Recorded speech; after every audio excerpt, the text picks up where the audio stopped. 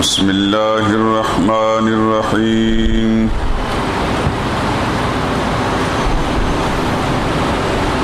وَإِذْ أَخَذْنَا مِيثَاقَ بَنِي إِسْرَائِيلَ لَا تَعْبُدُونَ إِلَّا اللَّهَ وَبِالْوَالِدَيْنِ إِحْسَانًا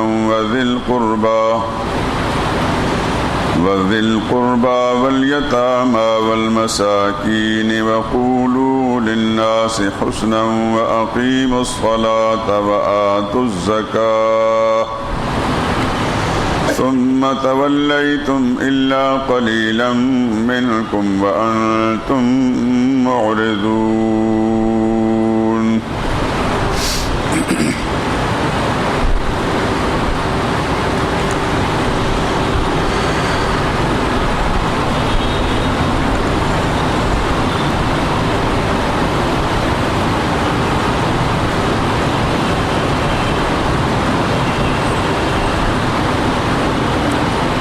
اس سے پہلے ایک سے زائد مرتبہ ان آیات کریمہ کی تفسیر جب شروع ہوئی تھی تو آپ سن چکے کہ اہل کتاب بنی اسرائیل کے ایک طبقہ جو رسول اللہ صلی اللہ علیہ وسلم کے زمانے میں موجود تھا، انہیں مخاطب کر کے کہا جا رہا ہے کہ اللہ کی حکم عدولی اور انبیاء اکرام علیہ السلام کی نافرمانی کچھ تمہارے آباء و اجداد پر موقوف نہیں ہے، تم خود بھی وہی حرکتیں کر رہے ہو جو تمہارے بڑے کرتے رہے. اور بتایا گیا کہ بنی اسرائیل سے تمہارے آباء و اجداد سے اللہ نے ایک پختہ عہد لیا تھا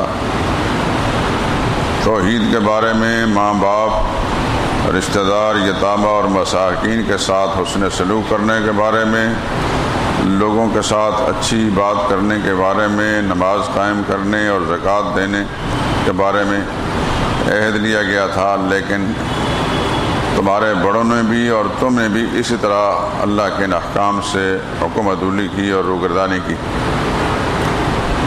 اور تم ہو ہی ایسے لوگ، تمہارا وتیرہ ہی اللہ کی نافرمانی کرنا ہے. اس آیہ کریمہ زیر درس میں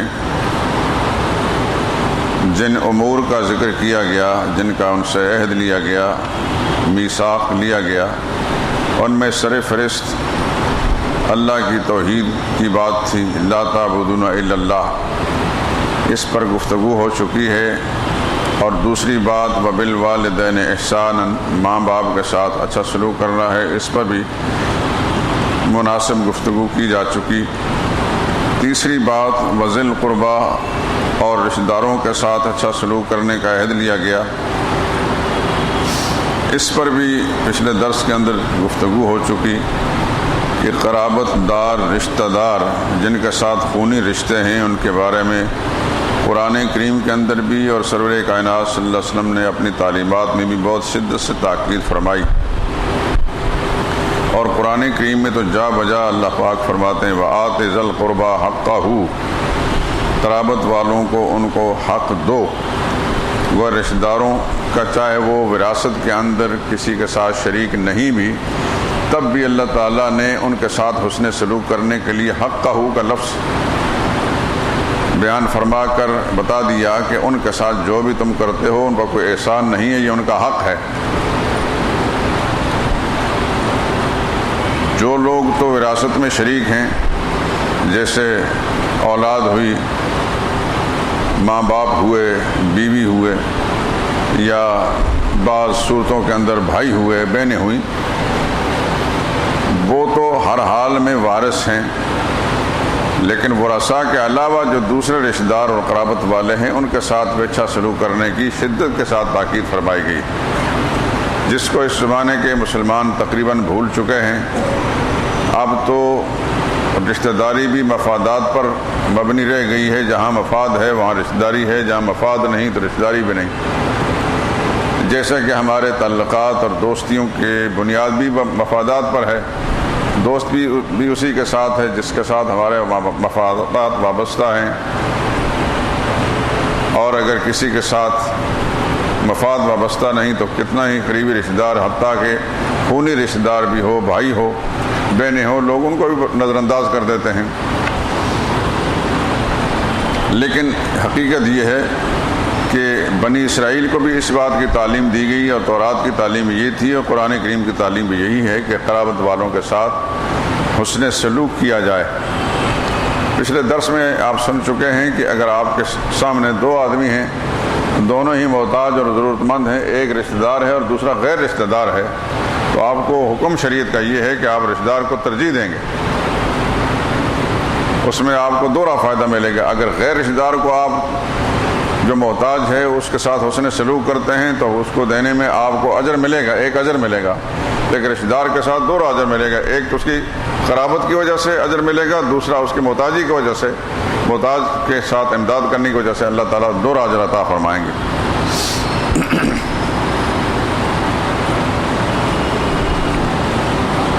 قرآن کریم کی دعاؤں کے اندر بھی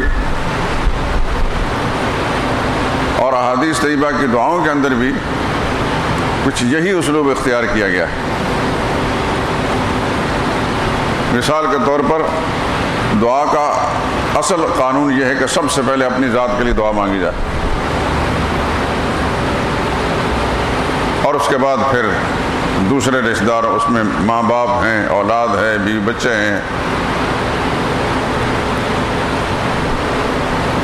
اب قرآن کریم کے اندر ربنا اغفر لی ولوالدی، یا اللہ مجھے بخش دے اور میرے ماں باپ کو بخش دے۔ تو قرآن کا اسلوب اور رسول اللہ صلی اللہ علیہ وسلم کی تعلیمات کا اسلوب یہ بتا رہا ہے کہ سب سے پہلے اپنی ذات ہے، سب سے پہلے اپنی ذات کے لیے دعا مانگی جائے۔ اللہم اغفر لی ولوالدی، یا اللہ مجھے بخش دے اور میرے ماں باپ کو بخش دے۔ ماں باپ کا ذکر ثانوی حیثیت میں، سب سے پہلے اپنی ذات ہے۔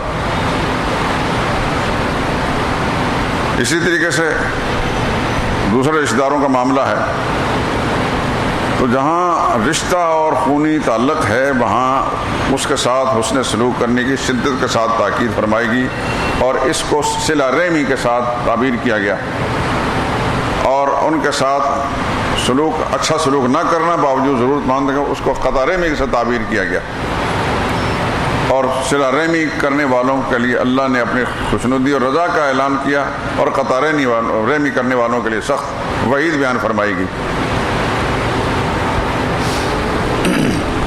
تو قرابت والے جو رشتہ دار ہیں، کنبہ والے، ان کے ساتھ حسن سلوک کرنے کی شدت سے تاکید فرمائی گئی۔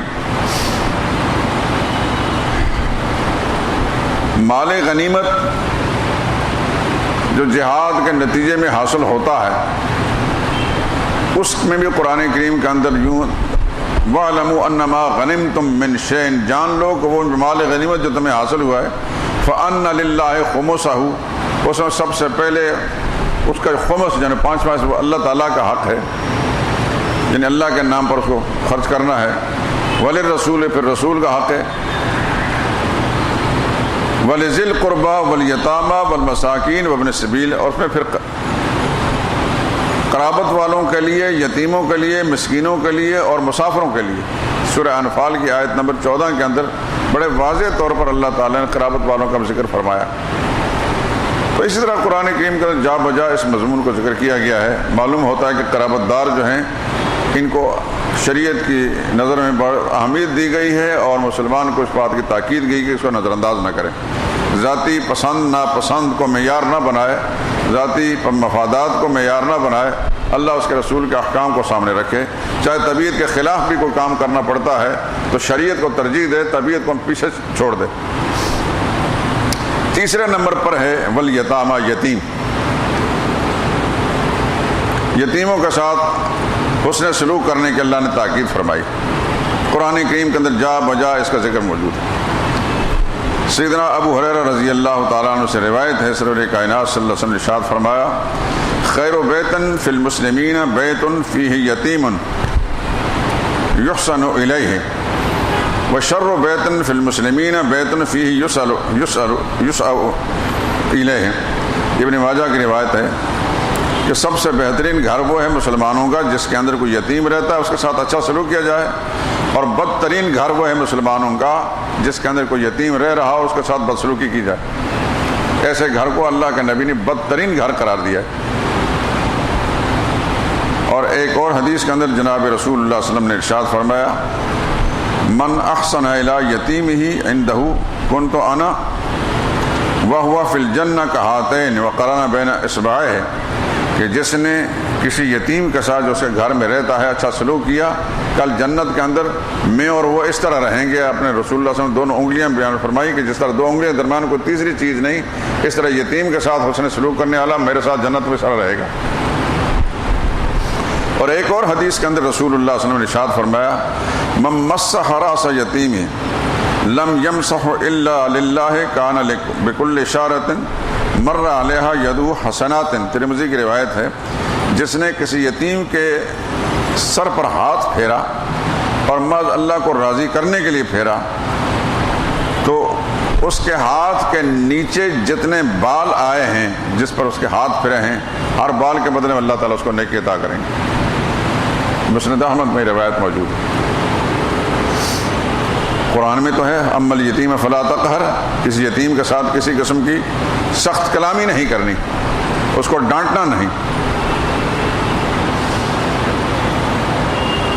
اور ایک اور حدیث کے اندر آتا ہے، بخاری میں روایت، انا وکافل الیتیم فی الجنت ہکذا، میں اور یتیم کفالت کرنے والے جنت پہ سرا رہیں گے۔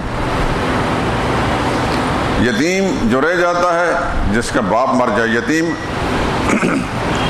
مردوں میں انسانوں میں یتیم اس کو کہتے ہیں جس کا باپ مر جائے، یعنی وہ نابالغ ہے، آدمی بلوغت زمانے میں باپ مر جائے، ورنہ تو ہر بڑے کا باپ مرا ہوتا ہے، بزرگ آدمی جو ہے بوڑھا آدمی یتیم نہیں کہلاتا۔ وہ نابالغ بچہ یا بچی جس کا باپ مر جائے وہ یتیم کہلاتا ہے، لیکن حیوانوں کے اندر جس کی ماں مر جائے وہ یتیم ہوتا ہے، یہ یاد رکھنا۔ حیوانات میں جس حیوان کی ماں مرے وہ یتیم ہے، اور انسانوں کے اندر جس کا باپ مر جائے وہ یتیم ہے۔ اور انسانوں اور حیوانوں کے علاوہ کوئی چیز یتیم اس کو کہتے ہیں جو انوکھی اور نادر ہو اور بالکل بے نظیر اور بے مثال ہو، اس کو یتیم کہتے ہیں۔ در یتیم، بڑا انوکھا قسم کا موتی، نرالا اور انوکھا۔ یاد رکھنا کہ یتیم کا لفظ انسانوں پر بھی، حیوانوں پر بھی، اور غیر ذوی العقول مخلوق یا غیر زیرو چیزوں پر بھی اس کا اطلاق ہوتا ہے، لیکن میں نے آپ کو بتا دیا کہ انسانوں میں یتیم وہ ہے، وہ نابالغ بچہ ہے جس کا باپ مر جائے، اور حیوانوں کے اندر وہ کم عمر حیوان ہے جس کی ماں مر جائے۔ یہ تو ہوا نا زندہ چیزوں میں، اور غیر حیوان یعنی جس میں زندگی کے آثار نہیں، مثلا کوئی بھی چیز نظر آتی ہے آپ کو تو یتیم اسے کہتے ہیں جو بالکل نرالی اور انوکھی اور بہت عمدہ ہو۔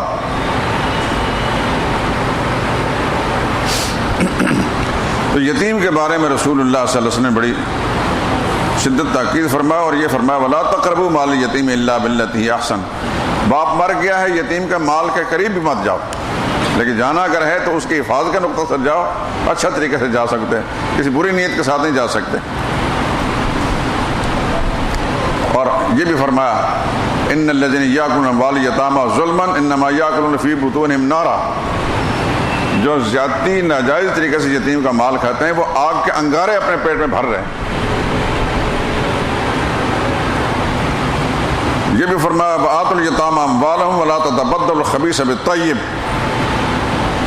کسی بچے کا باپ مر گیا ہے، مثلا بھائی مر گیا، اس کے یتیم بچے چھوٹے چھوٹے رہ گئے، اب مشترکہ جائیداد ہوتی ہے تو شریعت کے قانون مطابق برابر سرابر عمدہ مال کے اندر بھی اسی طریقے سے ہوگا، یا ہلکی جو چیز ہے اس کے اندر بھی برابر تقسیم ہوگی۔ یہ نہیں کہ باپ مر گیا تو آپ اس چھوٹے چھوٹے بچے رہ گئے، زمین کا اعلیٰ ٹکڑا خود لے لیا، ردی قسم ٹکڑا ان کو دے دیا، یا اسی طریقے سے دوسری چیزیں بھی ہیں۔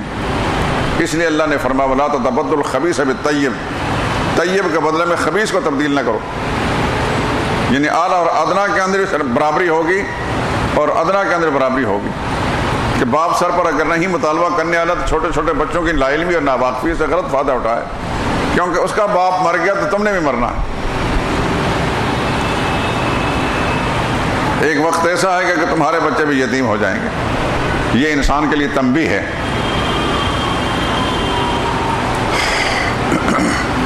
سیدنا عبداللہ بن عمر رضی اللہ تعالیٰ عنہ کے بارے میں حدیث میں آتا ہے کہ کسی یتیم کے بغیر کھانا نہیں کھاتے تھے۔ اپنے عزیز اقارب میں یا اہل محلہ میں یتیم کو لازماً کھانے کے ساتھ شریک کرتے تھے۔ ابھی تھوڑی دیر پہلے میں امام بخاری کی کتاب ہے ادب المفرد، صحیح بخاری کے علاوہ امام بخاری نے بہت ساری کتابیں لکھی ہیں، حدیث کی وہ کتاب ہے ایک جلد کے اندر، اس کے اندر میں دیکھ رہا تھا کہ عبداللہ بن عمر رضی اللہ تعالیٰ عنہ اپنے کھانے میں ہر حال میں کسی یتیم کو شریک کرتے تھے۔ کان لا یاکل الطعام الا علی خوانہ یتیم، تو کھانا نہیں کھاتے جب تک ان کے دسترخوان پر یتیم نہ بیٹھ جائے۔ حضور صلی اللہ علیہ وسلم کے زمانے میں ایک یتیم نے ایک شخص پر اپنے باغ کا دعویٰ کیا کہ یہ باغ میرا ہے، میرے باپ کا چھوڑا ہوا ہے۔ تو مدعی وہ یتیم بچہ تھا اور مدعا علیہ عام آدمی تھا۔ رسول اللہ صلی اللہ علیہ وسلم نے اس مدعی سے اس کے ثبوت مانگا۔ ثبوت کیا ہے کہ یہ تمہارا ہے، تمہارے باپ کا ہے۔ وہ بچہ ثبوت نہ دے سکا، تو رسول اللہ صلی اللہ علیہ وسلم نے مدعا علیہ کے حق میں فیصلہ دے دیا کہ نہیں، یہ بچہ غلط کہتا ہے۔ تو حضور صلی اللہ علیہ وسلم کے اس فیصلے پر وہ بچہ رونے لگا، تو رسول اللہ صلی اللہ علیہ وسلم کو اس کے رونے پر ترس آ گیا۔ تو حضور صلی اللہ علیہ وسلم نے اس آدمی کو جو نخلستان والا باغ والا تھا اسے کہا کہ تم اس کو اگر دے دو یہ باغ تو اللہ اس کے بدلے میں تمہیں جنت دے گا۔ لیکن اس کو بات سمجھ میں نہ آئی، اس نے یہ بات نہیں مانی۔ تو اس موقع پر ایک صحابی تھے حضرت ابو الدحداح رضی اللہ تعالیٰ عنہ، ان کا بھی باغ تھا۔ انہوں نے اس شخص کو مخاطب کر فرمایا کہ میرا فلاں باغ تم جانتے ہو؟ اس نے کہا جانتا ہوں۔ اس کے ساتھ تبادلہ کر لو اس باغ کا۔ تبادلہ کرانے کا مقصد یہ تھا کہ یتیم جہاں رہتا تھا اس کے قریب وہ باغ تھا، اور صحابی کا باغ ذرا دور تھا۔ تو اس نے کہا کہ میں تیار ہوں آپ کے باغ کے ساتھ تبادلہ کرنے میں۔ چنانچہ حضور کے اس فرمان کو سامنے رکھ کر اس صحابی نے اپنا باغ اس کو دے دیا، اور وہ یتیم جس باغ کی لینے کی خواہش کرتا تھا اس کو لے کے اس کے حوالے کر دیا۔ تو یتیم کے بارے میں اللہ کے پیغمبر صلی اللہ علیہ وسلم کی تعلیمات اس طرح تھیں۔ اسلامی دور حکومت میں جب تک اسلام کو غلبہ رہا، صحابہ کے زمانے میں تو خیر تھا ہی، صحابہ کے بعد جو بنو امیہ کا دور رہا، جو اسلامی تاریخ کا سب سے سنہرا دور ہے، یعنی خالص عربی اسلام، اس کے اندر کوئی کسی چیز کی مداخلت اس میں نہیں تھی، وہ بنو امیہ کا دور تھا۔ اسی زمانے میں باقاعدہ حکومتی نظام کے لیے جس طرح مختلف شعبے قائم کیے گئے، اس میں یتیم خانے بنائے گئے، اور امیر المومنین ولید بن عبد الملک رحمہ اللہ تعالیٰ نے باقاعدہ یتیم خانے بنائے یتیموں کے لیے۔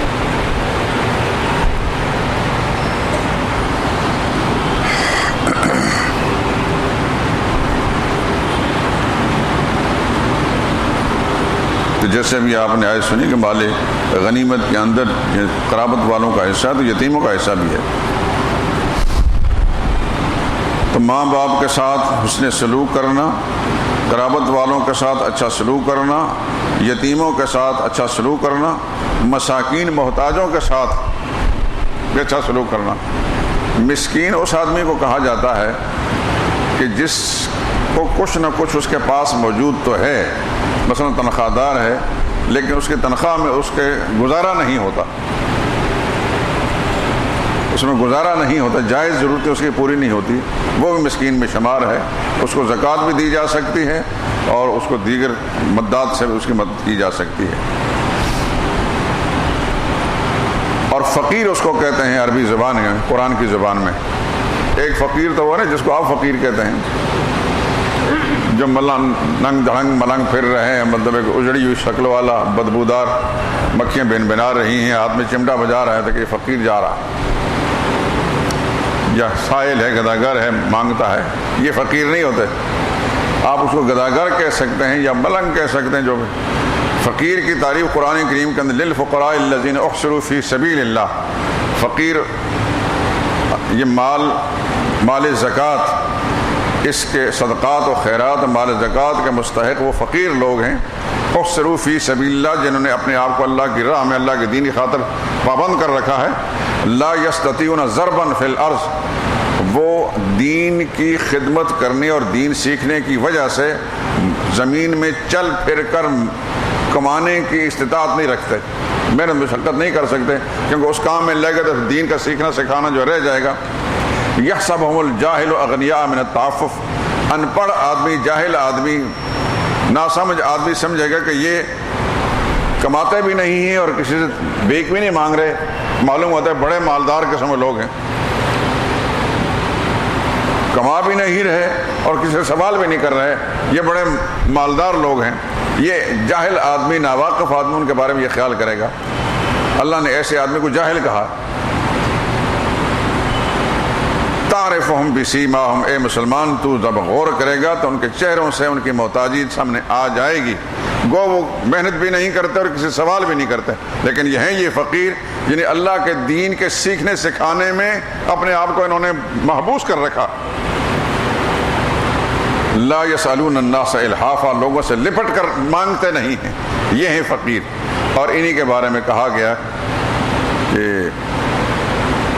صدقات واجبہ یعنی زکوٰۃ یا نظر یا منت یا نیاز، اس کا سب سے پہلے حقدار و مستحق یہ لوگ۔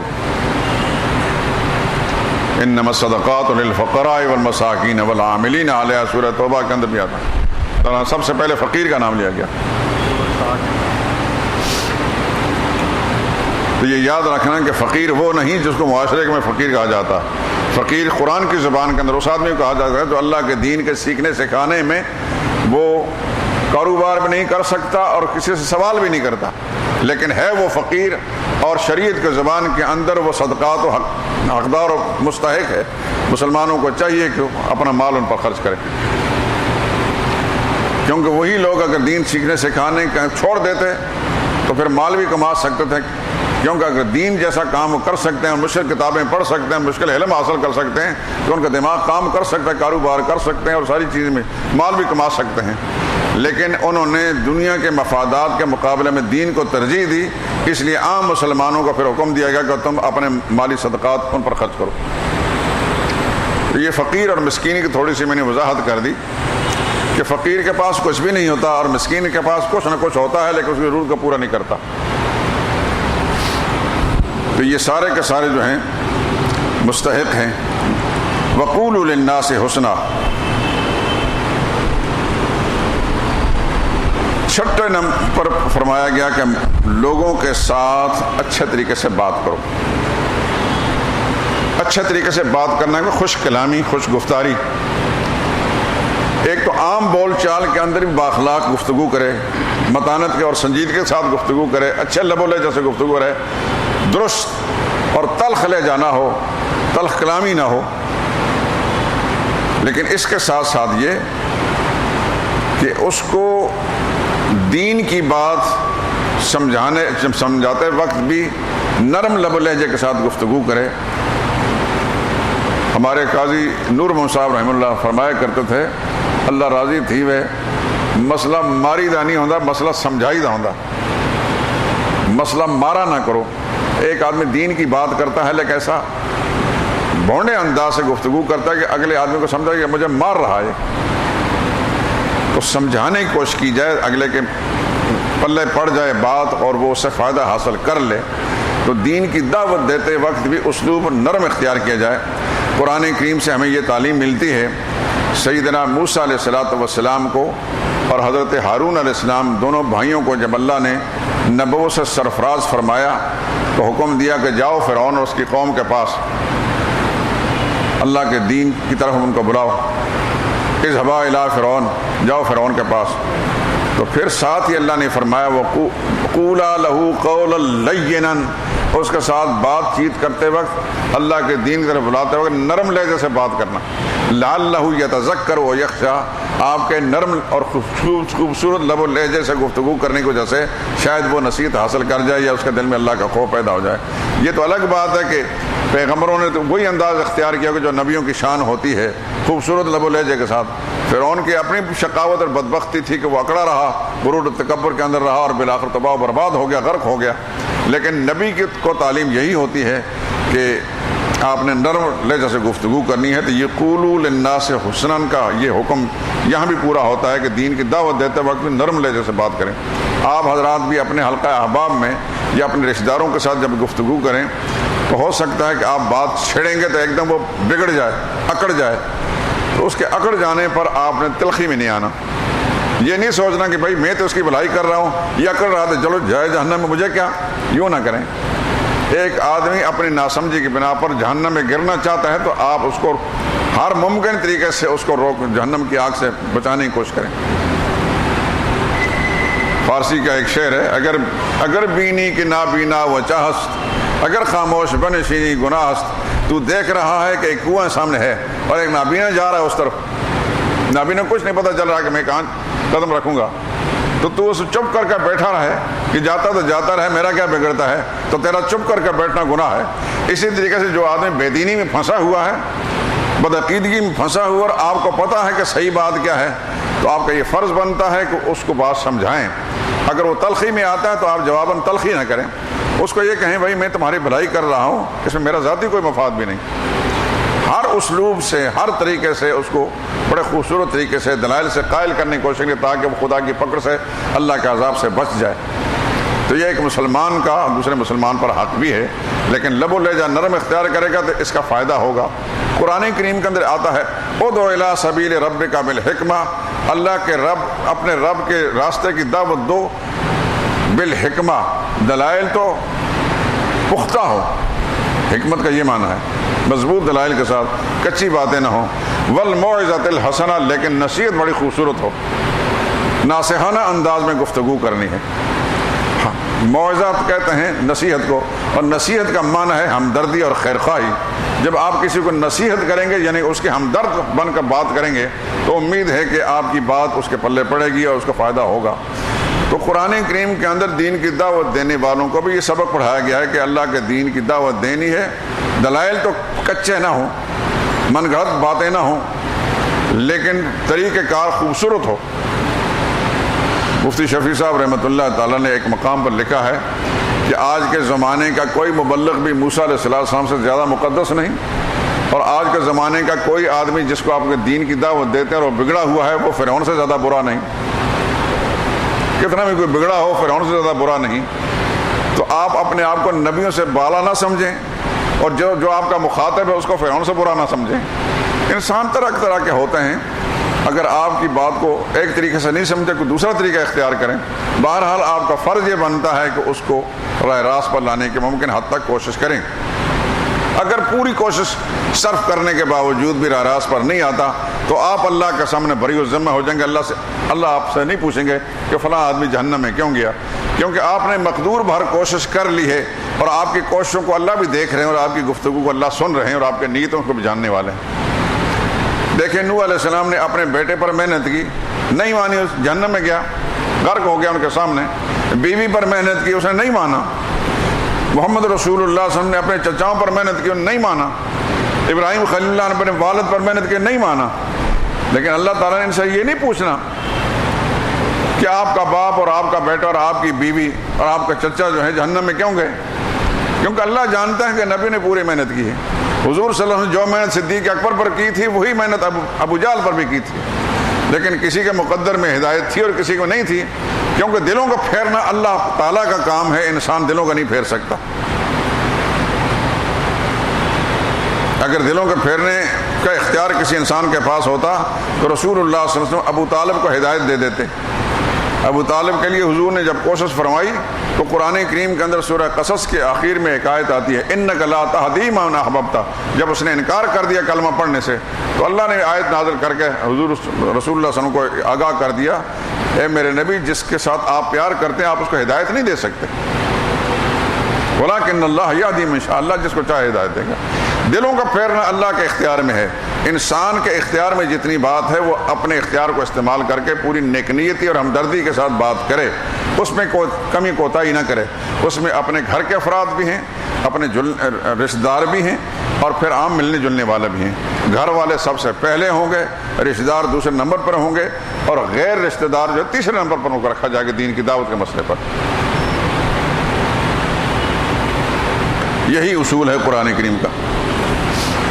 اور قولوا للناس حسنا, لوگوں کے ساتھ اچھی بات کرنے کے اندر یہ بات بھی شامل ہے کہ جب بھی کوئی مسلمان ہے اس کو کہیں السلام علیکم, یا کہ اس نے السلام کیا تو اسے جواب وعلیکم السلام کے ساتھ دیں. ہمارے اس زمانے میں جس میں ہم جی رہے ہیں, یہاں پڑھا لکھا آدمی وہ ہے جو السلام علیکم کے جواب میں کہتا ہے السلام علیکم. پڑھے لکھے جو حالات کو میں نے بارہا دیکھا سنا بھی, اور افسوس بھی ہوتا ہے کہ انہیں گھمنڈ تو ہے اپنے تعلیم یافتہ ہونے پر, ان کو یہ سلیقہ نہیں کہ السلام علیکم کا جواب السلام علیکم نہیں ہوتا, السلام علیکم کا جواب ہے وعلیکم السلام ورحمۃ اللہ. قرآن کریم کے اندر آگے آئے گا اذا حییتم بتحیۃ فحیوا باحسن منها او ردوها, جب تمہیں دعا دی جائے خوبصورت الفاظ کے ساتھ, دعائیہ کلمات کے ساتھ, فحیوا باحسن منها, تم اس دعائیہ کلمات سے زیادہ خوبصورت دعائیہ کلمات سے جواب دو, اور ردوها یا کم از کم اتنا ہی جواب دو. چنانچہ مسئلہ یہ ہے کہ اگر آپ کو کسی نے السلام علیکم کہا تو اصل حکم یہ ہے کہ اس کا جواب ہے وعلیکم السلام ورحمۃ اللہ.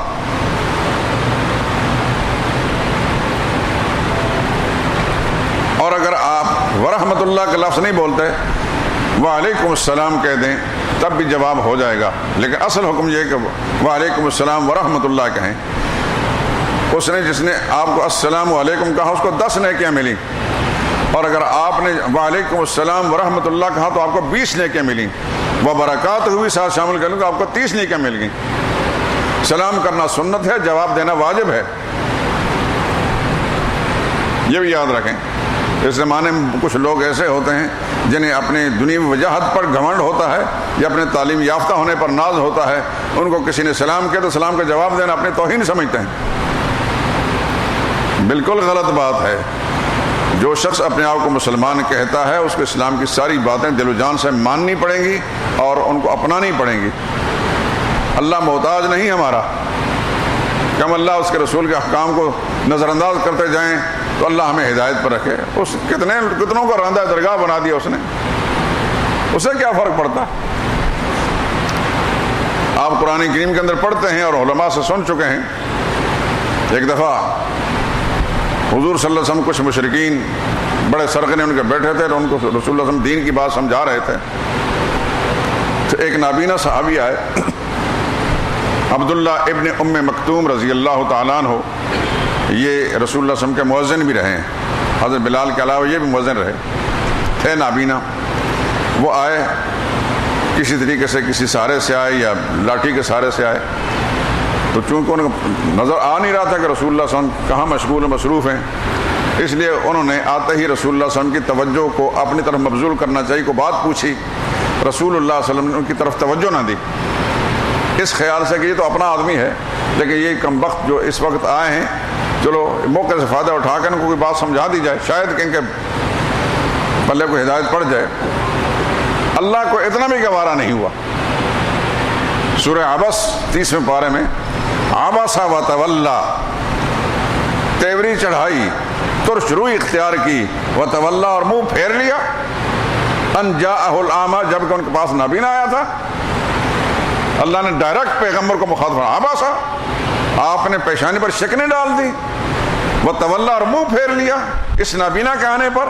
وما یدریک لعلہ یزکی, آپ کو کیا پتا کہ یہ کوئی اچھی بات سیکھنے آیا تھا. اما من استغنا, وہ آدمی جو اکڑے ہوئے ہیں بگڑے ہوئے ہیں, فانت لہ تصدی, اور آپ ان کے در پہ ہو رہے ہیں ان کو ہدایت دینے کے لیے. وما علیک اللہ یزکی, میرے نبی آپ کو کیا مجبوری ہے کہ اگر اس پر نہیں آتا تو نہ آئیں, لیکن ان غریبوں کو جن کے اندر ایمان بھی ہے, اخلاص بھی ہے, دین بھی ہے, ان کو نظر انداز نہ کریں. قرآن کریم کے اندر متعدد مقامات میں ان مخلص صحابہ اکرام کے بارے میں اللہ نے اپنے نبی کو اس انداز سے مخاطب فرمایا. سورہ کہف کے اندر وَاصْبِرْ نَفْسَكَ مَعَ الَّذِينَ يَدْعُونَ رَبَّهُمْ بِالْغَدَاةِ وَالْعَشِيِّ، اپنے آپ کو روکے رکھیں ان لوگوں کے ساتھ، ان کے ساتھ بیٹھیں جو اپنے رب کو پکارتے ہیں صبح اور شام.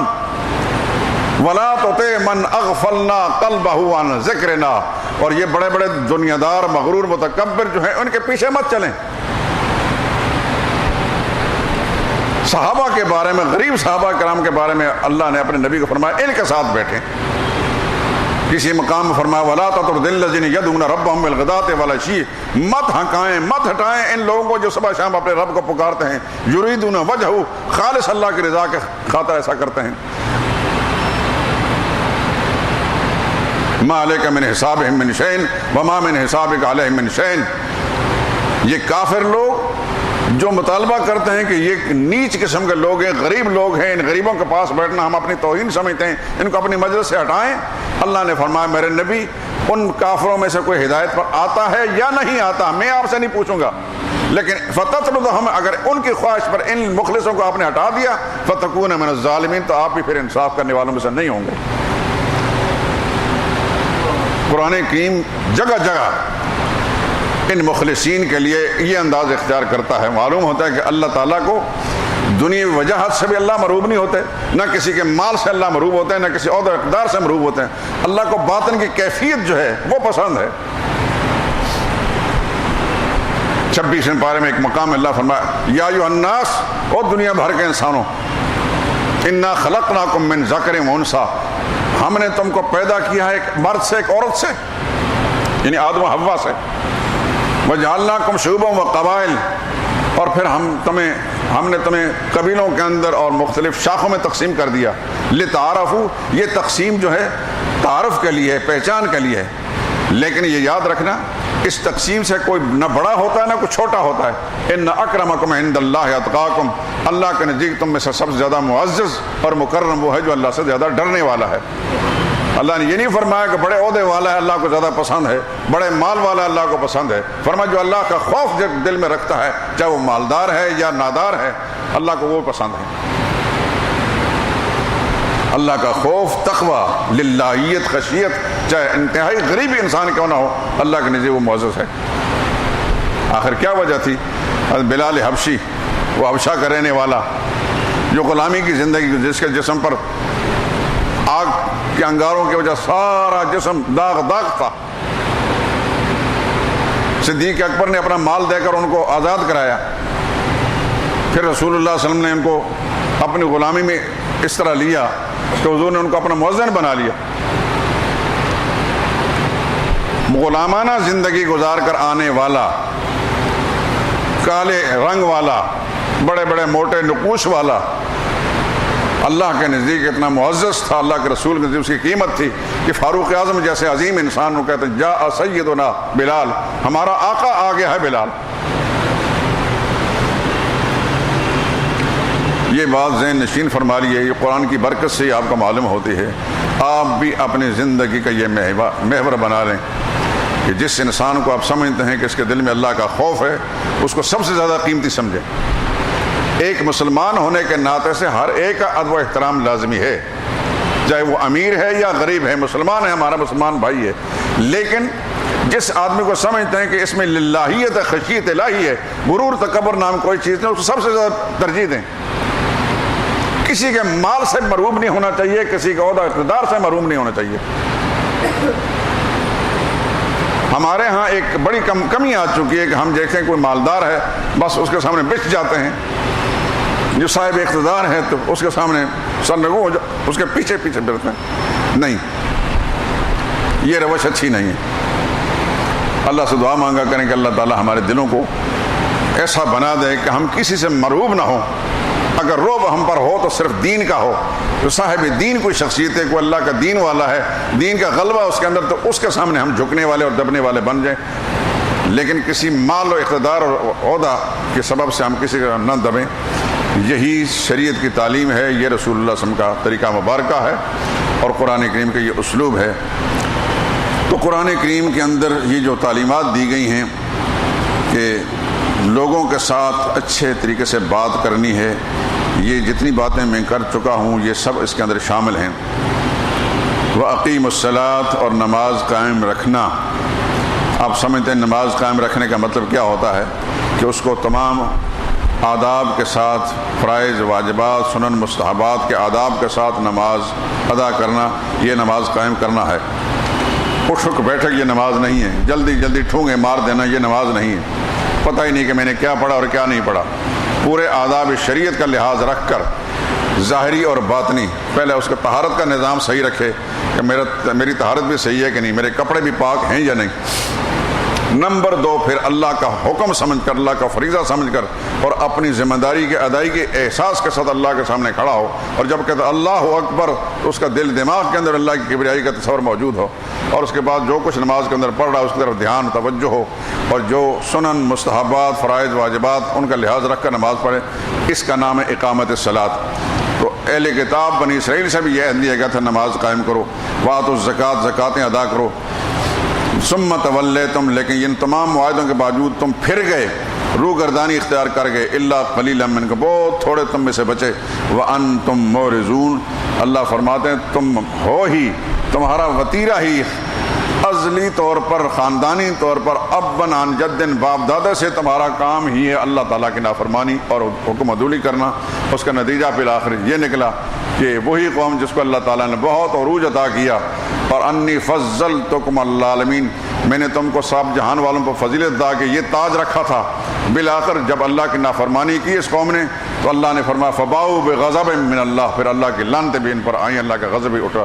اللہ تعالیٰ دعا کریں کہ اللہ تعالیٰ اپنی حفاظت میں رکھے، ان کے نقش چلنے سے اللہ تعالیٰ محفوظ فرمائے. کیا مسکین کی زکوٰۃ اور صدقات سے مدد کی جا سکتی ہے؟ اگر مسکین صحیح ہے تو بالکل مدد کی جا سکتی ہے. جہاں تک بے نمازی ہونا ہے وہ یقیناً بے نماز اگر جان بوجھ کر فاسق ہے وہ، لیکن اگر وہ کلمے کا منکر نہیں تو آپ اسے زکوٰۃ دے سکتے ہیں. لیکن اس میں بھی ترجیح آپ یہ دیں کہ ایک آدمی مسکین بھی ہے اور نمازی بھی ہے، پرہیزگار بھی ہے اور ساری خوبیاں موجود ہیں، تو پھر اس کو ترجیح دیں اس بے دین کے مقابلے میں. لیکن یاد رکھیں کہ صدقات و خیرات میں سب سے پہلے اپنے رشتہ دار، اس زمانے میں ہم لوگ رشتہ داروں کو نظر انداز کر دیتے ہیں، سب سے پہلے رشتہ دار ہیں، قرابت والے ہیں، پھر بعد والے.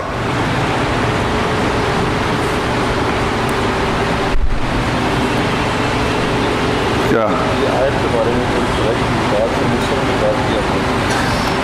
زکوٰۃ کے بارے میں تفصیلی بات کرنی ہے تو میرا رسالہ پڑھ لیں، مطلب یہ درس متحمل نہیں ہوتا، ورنہ 1 گھنٹہ اس پر مزید چل جائے گا. پھر آج اس پر اتفاق کرتے ہیں. سبحانک اللہم و بحمدک، لا الہ الا انت، استغفرک.